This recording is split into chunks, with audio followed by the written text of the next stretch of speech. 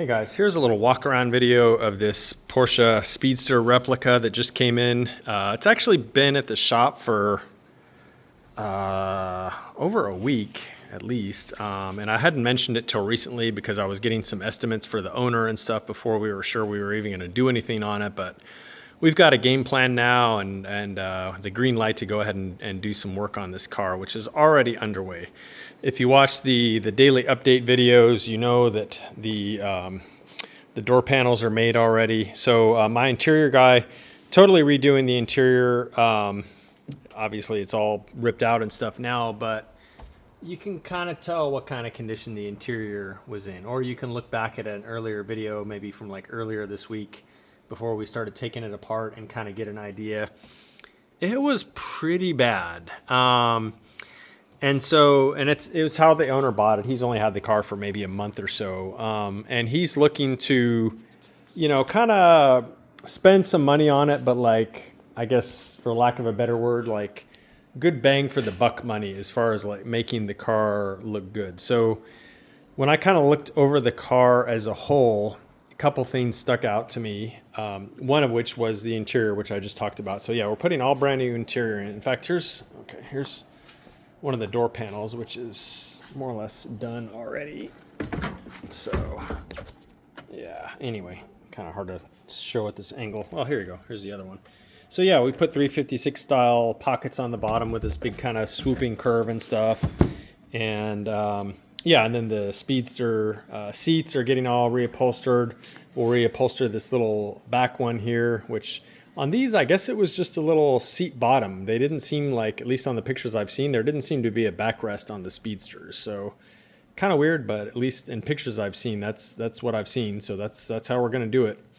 And then the dash will be all reupholstered and everything. So that's kind of a big part of the project, because overall the car, that was kind of the thing that screamed, because the interior was literally so bad. And there was carpet all in the places that you would expect there to be carpet, but it was like torn and covered in dog hair. I mean, it was a fright. And so that was kind of like the number one thing I recommended is, hey, let's invest in a good looking interior. And that's really going to kind of raise the bar on this car.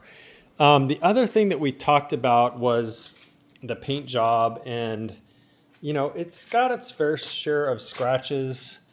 And the hood has a lot of these little like kind of checks in it. The paint is checking. And, so I actually gave him an estimate for painting the outside of the car, leaving it black. So we'd pretty much just be doing the outside of the car. And, we were going to come in at a pretty decent price for it.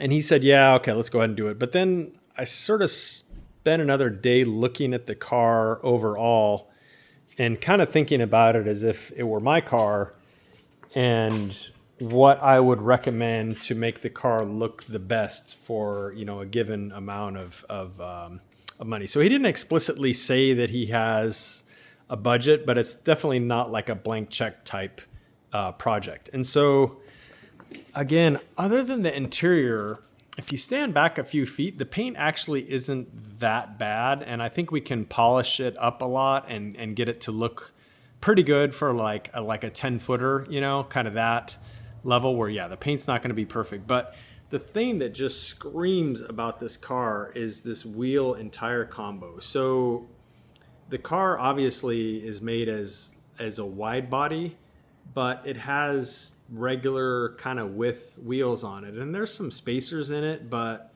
it just looks kind of silly because the wheels sit so far inside the arches in both the front and the back. It doesn't look right. And plus, 4-lug Beetle center lines is just it just doesn't work. I don't really know how else to put it. I mean, don't get me wrong, I love center lines, and these wheels on a late model Cowlick Bug or something, for example, would look sick. But on a 356 wide body Speedster, no. So rather than spending money on a paint job, what I recommended was that we put some proper shoes on this thing. And so the plan is it's drum brakes right now on all four wheels. I think to be conscious of budget, we're going to convert the front to disc, and of course we'll convert it to Porsche pattern, and then the back will get Porsche pattern drums, and then we're looking at maybe some like 5 or maybe 7 or so inch wide Porsche Fuchs replicas, and we can use spacers as needed, and it's really going to help fill out these wheel wells and kind of push the wheels out to the point where it's just going to look amazing. And then the other thing is that we may have to address is the front suspension. It's quite low, as you can see, but I think that on this car it was probably lowered. If you watch the channel, this orange Beetle here was lowered by somebody yanking leaf springs out of the front torsion tubes. I think this one might have been lowered the same way, because it's super low on the front, but it doesn't have drop spindles and it doesn't have an adjustable or cut and turn beam. So kind of the exact same story as this one. So I think they just yanked leaves out. So probably what I'm going to recommend for him after I investigate and kind of verify is that we go ahead and put an adjustable front beam in there. And then I'm thinking we're probably gonna want to take the front end of the car up like maybe an inch, and then bring the back down maybe an inch, and kind of like level it out with maybe, I don't know, 1/2 inch overall rake, because it's a sports car. It's not a a cowlook bug or something that you want this hard rake on. No, it's got to be like nearly level. And so, yeah, I think that's kind of what we're going to do, is go after the wheels, tires, and then fix the stance, and then the brand new interior. His motor, it seems to run and everything okay. It is kind of ugly, but it's got, I don't know, I'm assuming this is, I haven't even looked if this is a dual port or single port. You don't have enough light to tell. But it's got a little dual carb V-dub engine in it, which is filthy.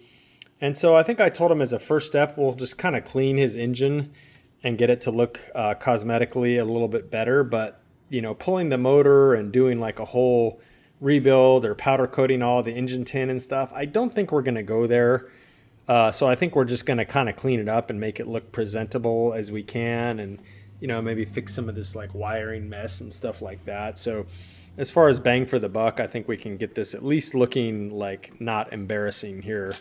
And then the same thing in the front trunk. I think we'll probably just put some carpet in there. I don't even know what's in there now. I'm almost afraid to look. Well, here, let's look. Oops.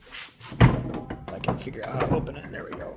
Oh, this is surprisingly not as bad as I was picturing. Yeah, so this will probably just clean up and maybe just put a new piece of carpet in there and kind of like fit it better than what's on here now. So yeah, that's pretty much the plan of what we're going to do to the car. Some other little things. The rocker strip is missing on this side, which this side has, so we'll try and hunt one of those down. This door handle is missing its button, which isn't a huge deal because you can reach inside the car and unlatch it, but easy fix. So yeah, that is basically the plan for this one. So I think it's going to be a very fun and very good looking car when it's done. And we'll hopefully keep him on something resembling a budget here that kind of meets his expectations. So that's it, guys. Stay tuned on our daily updates for progress on this one, and we'll see you soon. Bye.